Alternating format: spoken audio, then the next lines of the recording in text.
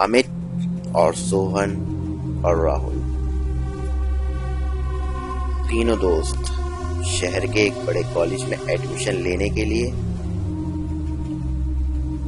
प्रयास कर रहे थे और वो अपनी कोशिश और जज्बे से उस कॉलेज में एडमिशन ले भी लिया। जब सब कामयाब हो गए तो उन्होंने पास में ही कॉलेज के बॉयज हॉस्टल में एक साथ रूम भी लिया। लेकिन उनको क्या पता था उनको उस दिक्कतों का सामना करना पड़ेगा और सब उसकी हॉस्टल में आ गए। तभी उनमें से एक लड़का आया और बोला, सबको सीनियर ने हॉस्टल के मैदान में बुलाया है। वो सब उस मैदान में आए और देखा वहां पर दो लड़के बैठे हुए हैं। एक का नाम रिजवान और दूसरे का नाम सुमित।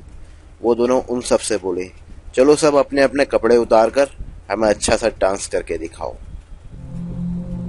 अमित और सोहन के साथ एक लड़का भी आया हुआ था जिसका नाम मनीष था।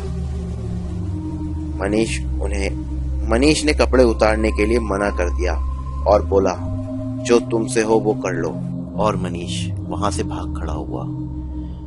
ये उन दोनों का अपमान था। वो भी उसके पीछे उसे पकड़ने के लिए भागे।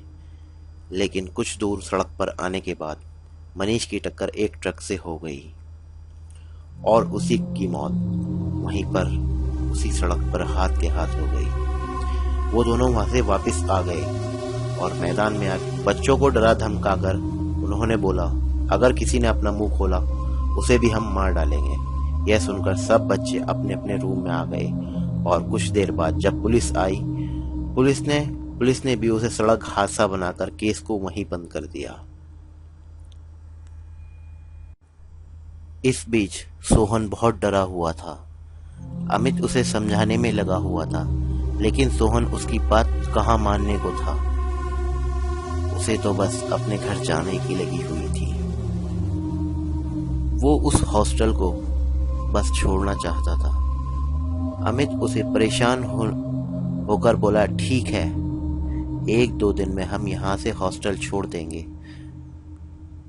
उसे भी उसकी बात समझ में आ गई और वो भी एक साथ खाना खाकर लेटे हुए थे। वक्त रात का था। रिजवान और सुमित अपने रूम में बैठे हुए थे। तभी उनके दरवाजे से एक दस्तक हुई। रिजवान ने दरवाजा खोला, लेकिन वहां पर कोई नहीं था। उसने आगे बढ़कर इधर उधर देखा। जैसे ही वो पीछे मुड़ा, कमरे के अंदर एक लाश सफेद कपड़े में लपटी हुई फर्श पर पड़ी है। रिजवान की ये देखकर चीख निकल गई। उसके पास भागता हुआ सुमित आया और आकर बोला, क्या हुआ, क्यों चिल्ला रहा है? रिजवान बोला, देख, अभी यहाँ पर लाश पड़ी थी, मैंने देखा है, अभी यहाँ पर लाश पड़ी थी। सुमित उससे बोला, ये तेरा वहम है, यहाँ पर कोई लाश नहीं है। और वो दोनों रूम के अंदर वापस आ गए। वो दोनों अपने रूम में आके पड़ गए थे, जिसमें से मनीष सो चुका था और रिजवान की नींद उड़ चुकी थी। तभी उसके रूम का दरवाजा खुलता है। उसमें से एक बहुत तेज रोशनी आती है। उसके बीच से चलते हुए मनीष, जिसके सर से खून बह रहा था, वो सीधा रिजवान के पास आता है और बोलता है, तुझे बहुत शौक है ना रैगिंग करने का, आज तेरी रैगिंग मैं करूंगा। रिजवान अपने रूम से निकलकर दौड़ते हुए उसी मैदान में आ जाता है। तभी उसके सामने फिर से मनीष की आत्मा खड़ी हुई थी। मनीष की आत्मा रिजवान को गले से पकड़कर उसका बुरी तरह गला दबा रही थी, लेकिन उसे वहां पर बचाने वाला कोई नहीं था और उसका गला पकड़कर जमीन में पटक देती है और रिजवान का एक एक कपड़ा उतारने लगती है। उसके अंदर अब इतनी भी हिम्मत नहीं थी कि वो अपनी जान बचाकर वहां से भाग सके। और कुछ देर बाद वहां पर रिजवान की चीखें सुनकर सारे बच्चे इकट्ठे हो जाते हैं। वो मैदान अब उस हॉस्टल के बच्चों से भर चुका था। रिजवान अधमरी हालत में जमीन पर पड़ा हुआ था। बारी अब उसके दोस्त सुमित की थी। वो भी उस भीड़ से निकलकर आगे आया और देखता है कि रिजवान पड़ा है और सब लोगों से बोलता है, मेरी मदद करो, मेरे दोस्त को बचाओ, मेरे दोस्त को यहाँ से निकालो।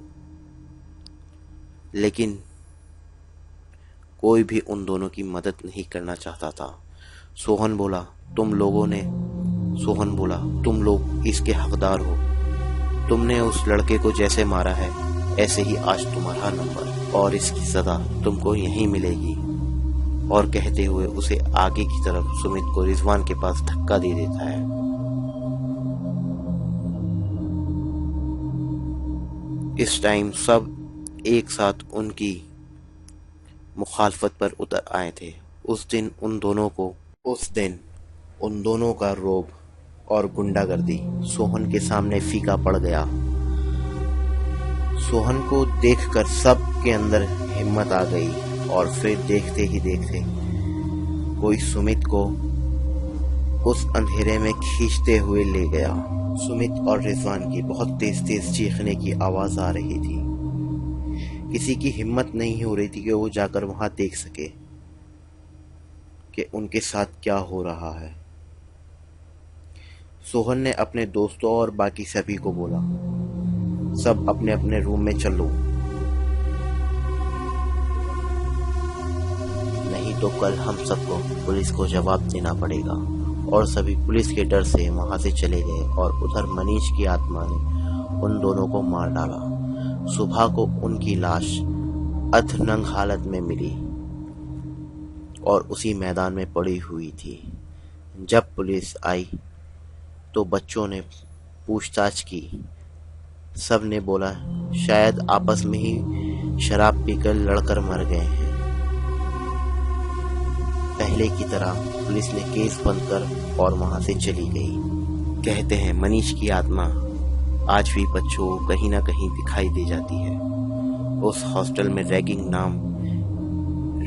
का कोई सीन नहीं है। अगर रैगिंग होती है तो मनीष की आत्मा उन्हें बहुत अच्छे से सबक सिखाती है। सोहन और उसके दोस्त आज भी उसी हॉस्टल में रहते हैं। उन्होंने आने वाले सभी नए बच्चों को बहुत अच्छे से उनका ध्यान रखते हैं और सभी को उनका एहतराम करने के लिए बोलते हैं। यहाँ तक कि हॉस्टल के मालिक ने सोहन और उनके दोस्त का वहाँ पर रहना और खाना भी फ्री किया हुआ है।